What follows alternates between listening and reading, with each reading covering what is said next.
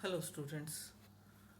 आज हम फिर तुर्खिम के समाज में श्रम विभाजन सिद्धांत के अंतर्गत जो दो प्रकार की एकता की चर्चा कर चुके, इस कंसेप्ट को और अधिक स्पष्ट करने के लिए हम दोनों का कंपैरिजन करेंगे, दोनों का तुलनात्मक अध्ययन करेंगे कि यांत्रिक और सावयवी एकता दोनों में क्या डिफरेंस है। कई बार परीक्षा में ये प्रश्न भी पूछा जाता है।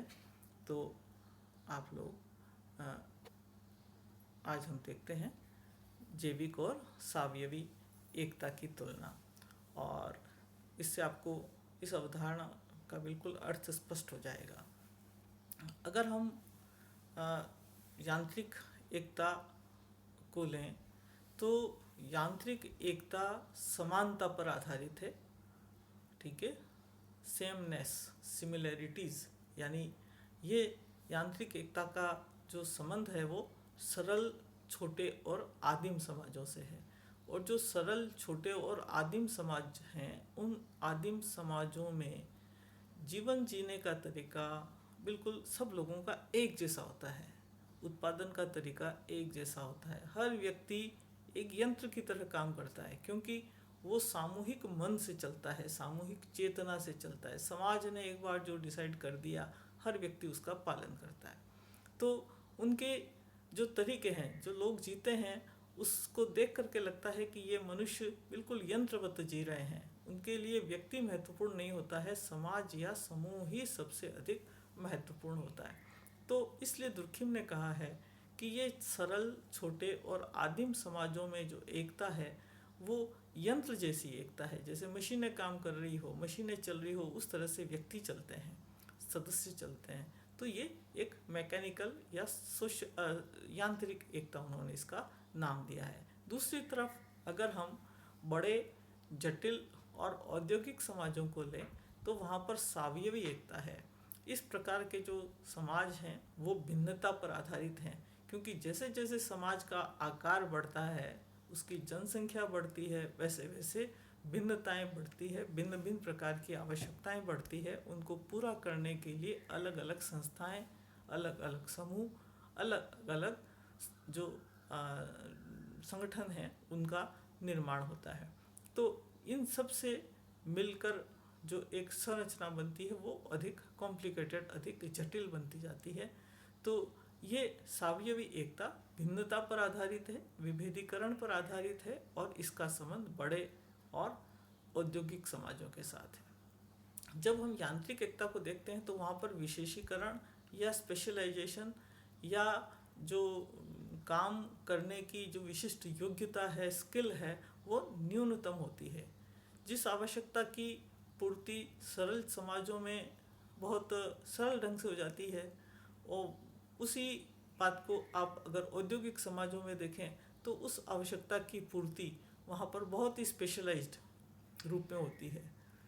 तो जैसे आप भोजन की ही बात करें, मकान की ही बात करें, आदिवासी आदिम समाज है, वहाँ पर आप जाएंगे, सब लोगों का मकान देखेंगे तो आपको दिखाई देगा कि एक छोटा सा की छत डली हुई है, दीवारें खड़ी है, कच्चा मकान है, और सब लोगों के मकान लग एक जैसे, यानी उनको सिर्फ शेल्टर के लिए एक मकान या एक चार दीवारी वो लोग बना लेते हैं, और वो भी जो प्रकृति से उनको सामान मिला है। उसी शरण के लिए, उसी आवास का कंसेप्ट अगर हम सावयवी समाजों में देखें तो आप देखेंगे कि मकानों की इतनी भिन्नता, इतनी वैरायटी, और एक शहर में ही आपको 1000 तरह के मकान देखने को मिल जाएंगे। ये जो भिन्नता है, ये जो है वो स्पेशलाइजेशन है। चिकित्सा को ही लें, यांत्रिक समाजों में आप जाइए, आदिम समाजों में, वहाँ पर लोग बीमार होते हैं लेकिन उनकी चिकित्सा के तरीके भी बिल्कुल अलग तरह के हैं। वो प्रकृति पर आधारित जो उनका अनुभव है उसके आधार पर अपनी सारी समस्याओं का, सारी जो बीमारियां हैं, व्याधियां हैं, उनका हल निकाल लेते हैं। लेकिन हम औद्योगिक, आधुनिक, जटिल समाजों में देखें तो यहाँ पर हर बीमारी का इलाज करने वाला स्पेशलाइज्ड डॉक्टर है। ये विशेषीकरण का लेवल है। तो यांत्रिक समाजों में जो विशेषीकरण है वो न्यूनतम है, बहुत कम विशेषीकरण है। आवश्यकताएं उनकी भी वही है, सरल समाजों की वही आवश्यकताएं हैं जो जटिल समाजों की आवश्यकताएं, लेकिन उनको पूरा करने के तरीके हमारे बदल जाते हैं। और इसीलिए हम देखते हैं कि जो सावयवी समाज हैं उनमें स्पेशलाइजेशन बहुत अधिक है। फिर यांत्रिक समाजों में हम देखते हैं कि वहाँ समाज महत्वपूर्ण है, समूह महत्वपूर्ण है, इसलिए सामूहिक चेतना महत्वपूर्ण है।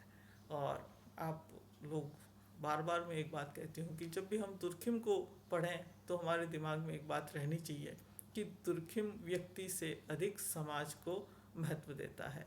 और उसके साथ साथ उनका जो महत्वपूर्ण प्रश्न है कि व्यक्ति और समूह के बीच रिलेशन क्या है, इस चीज़ को उन्होंने विश्लेषित करने का प्रयास किया है। तो तुर्खिम कहता है कि जो सरल समाज हैं वहाँ समूह हावी रहता है, समूह की चेतना महत्वपूर्ण होती है और उस सामूहिक चेतना ही व्यक्ति को गाइड करती है, उसी से व्यक्ति चलते हैं, इसलिए उनका व्यवहार यंत्रवत होता है। लेकिन जैसे जैसे हम जटिल औद्योगिक बड़े समाजों की तरफ जाते हैं तो हम देखते हैं कि यहाँ पर सामूहिक चेतना के स्थान पर व्यक्तिगत चेतना महत्वपूर्ण होती है। स्वतंत्रता, व्यक्तिगत स्वतंत्रता महत्वपूर्ण होती है। व्यक्ति अपनी इच्छा से चलता है, अपनी भावना से चलता है, उसकी लाइकिंग डिसलाइकिंग, समाज क्या कहेगा उससे वो ज़्यादा फर्क उसको नहीं पड़ता।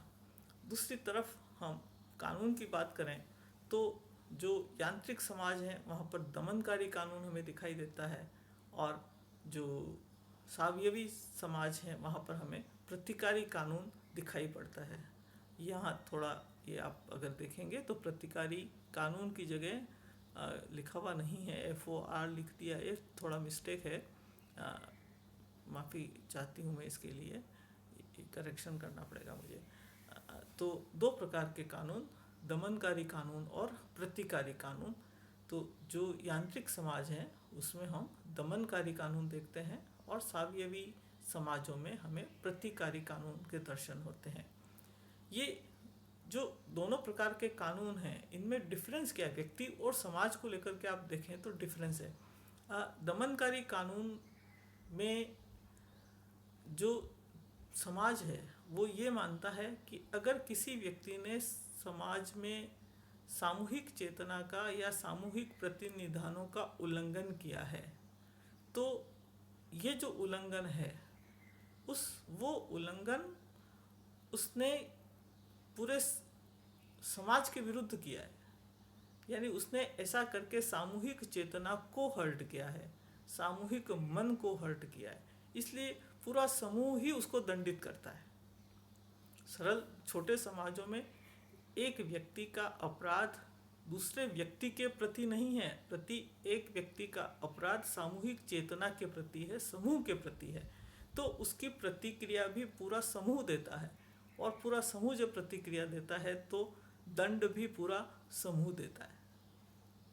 लेकिन प्रतिकारी कानून जो है उसमें अगर हम देखें कि जो अपराध की व्याख्या किस तरह से की जाती है और दंड किस तरह से दिया जाता है, बिल्कुल डिफरेंट टाइप दुर्खिम ने उसका बताया। वो कहते हैं कि जो सावयवी समाज होते हैं वहाँ पर भी जो नॉर्म्स हैं, जो प्रतिमान हैं, सामाजिक नियम हैं, उनका उल्लंघन होता है, लेकिन उस उल्लंघन में एक व्यक्ति जब उल्लंघन करता है तो ये माना जाता है कि उसने समूह की भावनाओं को ठेस नहीं पहुंचाई। एक व्यक्ति के द्वारा किया गया अपराध या प्रतिमानों का उल्लंघन दूसरे व्यक्ति के प्रति उसकी एक व्यक्तिगत अपराध माना जाता है, समूह को उससे कोई मतलब नहीं होता है।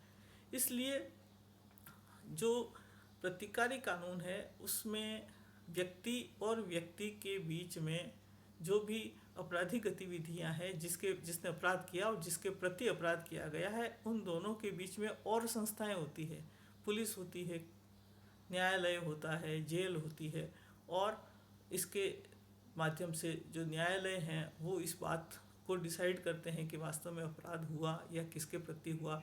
और फिर जब दंड दिया जाता है तो दंड में भी जो समूह दंडित नहीं करता, अपितु उस दंड में हम देखते हैं कि जुर्माना या इस तरह के जो प्रावधान हैं वहाँ पर होते हैं। तो दोनों में अपराध को देखने का जो नज़रिया है वो बिल्कुल ही अलग है, इसलिए दंड का नज़रिया ही बदल जाता है। तो इस तरह से दमनकारी कानून और प्रतिकारी कानून। फिर आप देखेंगे कि ये जो यांत्रिक और सावयवी एकता है, इसमें जो व्यक्ति व्यक्ति के बीच में जो रिलेशंस हैं वो भी अलग तरह के होते हैं। यांत्रिक समाजों में प्रत्यक्ष संबंध होते हैं, क्योंकि छोटा समूह होता है, हर व्यक्ति दूसरे को लगभग जानता है, तो आपस में एक दूसरे के साथ उनका डायरेक्ट इंटरेक्शन होता है, डायरेक्ट उनका संपर्क होता है, सीधा संपर्क होता है। लेकिन जो सावयवी समाज हैं वो चूंकि बहुत बड़े समाज होते हैं और बड़े समाज है, तो वहाँ पर व्यक्ति व्यक्ति के बीच में जो संबंध हैं वो अप्रत्यक्ष होते हैं, उनके बीच में संबंध अप्रत्यक्ष होते हैं। और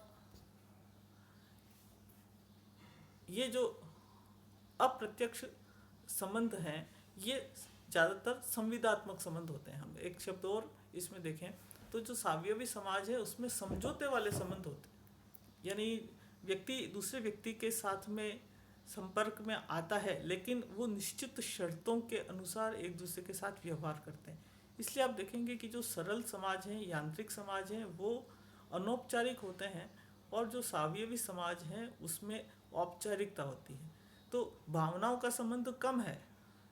यांत्रिक समाज में तो इमोशन और फीलिंग्स इम्पोर्टेंट होती है, लेकिन सावयवी समाजों में बहुत अधिक बड़ा समाज है, बहुत सारे लोग होते हैं, लेकिन व्यक्तिवादिता के कारण हर व्यक्ति अपने आप को स्वतंत्र मानता है। वो समूह के साथ उसका जुड़ाव औपचारिक होता है, और इस औपचारिक जुड़ाव में चूंकि कॉन्ट्रेक्चुअल रिलेशंस होते हैं, समझौते वाले संबंध हैं, तो जैसे ही समझौते की शर्तें पूरी हो जाती है या पूरा हो जाता है, समझौता पूरा हो जाता है, उसके बाद में वो रिलेशंस खत्म हो जाते हैं। तो बहुत कुछ ये यांत्रिक और सावयवी समाज ठीक वैसे ही जैसे आपने चार्ल्स कूले की प्राथमिक समूह की अवधारणा देखी होगी, तो जो प्राइमरी ग्रुप्स हैं उनमें जिस तरह के सामाजिक संबंध हैं वैसे ही संबंध हम यांत्रिक समाजों में देख सकते हैं।